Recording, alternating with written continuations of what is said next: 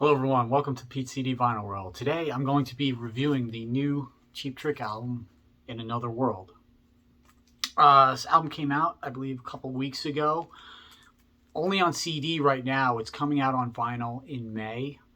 So I figured I would get the CD anyway since I have their whole catalog on CD. I only have a handful of theirs on vinyl. But album production is really good, so I'm not even sure I'm going to get the vinyl. I think my son mentioned he might get it. So anyway, it's their 20th studio album and fourth one in a row produced by Julian Raymond. So I think he really gels well with Cheap Trick as far as production. Real natural, organic sounding album. The drums sound really good. I think Dax Nielsen was a perfect replacement.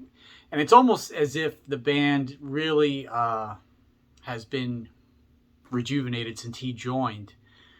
Even live, they don't play just the standard 12 or 13 Cheap Trick hits. They play all obscure stuff and longer sets. So I think he's one guy that, is a replacement member of a band that really has helped the band. So anyway, getting back to the album, 13 songs. The first song and last songs were songs that were previously released. The first song, Summer Looks Good on You, came out, I believe, might have even been 2 summers ago. I know they were playing it live, and I think they might have released it on their website or iTunes. And the final track is Give Me Some Truth, which was a Record Store Day single a couple years ago. So they stuck those on there in the beginning of the end, I guess, just to, tie up some loose ends for the last couple of years. But The Summer Looks Good on You really does fit the album production-wise and song-wise. Quit Waking Me Up is a good, almost Paul McCartney-esque song. Third song, Another World, is sort of a mid-tempo, I wouldn't say ballad, but borderline ballad. Really good song. I would say this would have been a hit back in the 80s if it was released. Boys and Girls in Rock and Roll was another song they have been playing live for a bit, I believe. So that one of the better songs on the album. The Party, Final Days, pretty good songs. So It Goes is a ballad, which is a pretty good song. Light Up the Fire, the song they've been promoting now and playing on TV and stuff. I wouldn't say it's the best song on the album, but it's right up there. Passing Through is a pretty good song. Here's Looking at You. Now, they did another version of Another World called Another World Reprise, which is sort of a punky, sped up version of Another World, which is really cool. I think I prefer the slower mid-tempo track as opposed to the newer version, but still it's one of the better songs on the album, both of them. I'll See You Again, kind of another slower ballad. That's the one song I would have probably left off the album, have like a solid 12 tracks. And then the last song is Give Me Some Truth.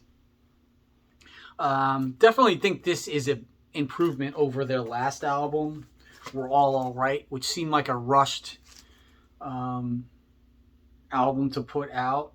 This was a good album overall, but not as good, I would say, as Bang Zoom Crazy Hello. This to me is probably top 6 or 7 studio album they ever made.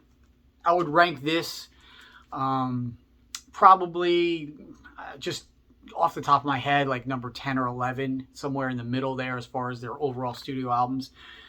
All of their albums in the past, I would say, since Woke Up with a Monster, the first 3 or 4 songs are really, really good.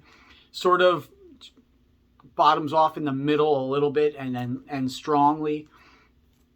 I don't think there's some of those killer songs that are on, say, Bang Zoom Crazy Hello, or even, say, compared to an album like Next Position Please, which has some killer songs but also some not so great songs. This one is more consistent than an album like that. The drums, bass, everything sounds good. I would say that Dax Nielsen's drums on here really are the highlight of the album, sound-wise. Rick Nielsen himself, I don't hear a lot of those quirky guitar solos he had in the past. It's sort of, I don't know how to describe it, but all the songs are credited to the 4 members of Cheap Trick and also the producer Julian Raymond. So there's sort of an even tone all over the album, where is in the past, Cheap Trick used to write the majority of the songs either by himself or with Robin Zander. So I don't know if they've been, I don't want to say the term mellowed out, because the album is not mellow at all. It's one of their more rocking albums overall. But when I say that, I mean songwriting wise, they might be sort of reined in by the producer. I think there's a lot of like melodies I hear on this album that I hear from other songs. I can't identify which ones they are, but they, not necessarily Cheap Trick songs, but just other songs in general. There's a lot of Beatlesque melodies on here, not just the John Lennon cover. But overall, I would say out of 5 stars, I would give this sort of, I would say 3.5, 4. It's definitely an enjoyable album. I don't think it's as great as everybody's reviewing it. I see a lot of reviews saying that how good this is, but I'm also hearing in those same reviews that this is the first album they've gotten from Cheap Trick in like 20 years. So they've missed out on a lot of good albums that are right up there with this. But I would say they're definitely on a roll the past 15 years as far as album quality. They had, since Woke Up With a Monster, I would say they had one stinker album really, which was Special One. Another thing I hear on this album too is, you know, since the 90s, they've sort of had been trying to introduce sort of like that lo-fi independent element to their music, which I hear a little bit on this, not as much as Special Ones, which I believe was sort of their lo-fi album. But overall, I would say the one thing that's missing on this album is like some of those great background vocals that they had in the past. I don't know if it would just happen to be the songs they wrote for this album, but yeah, that would be one element that I hear missing from them. And, you know, Cheap Trick has been one of those bands in the past. They released their last 4 albums, I believe, in the last 10 years, which is a lot for a legacy band. To me, I think once you get past 20 or so years, releasing an album every 6 or 7 years is probably ideal, where they're releasing an album basically every other year or every 3 years.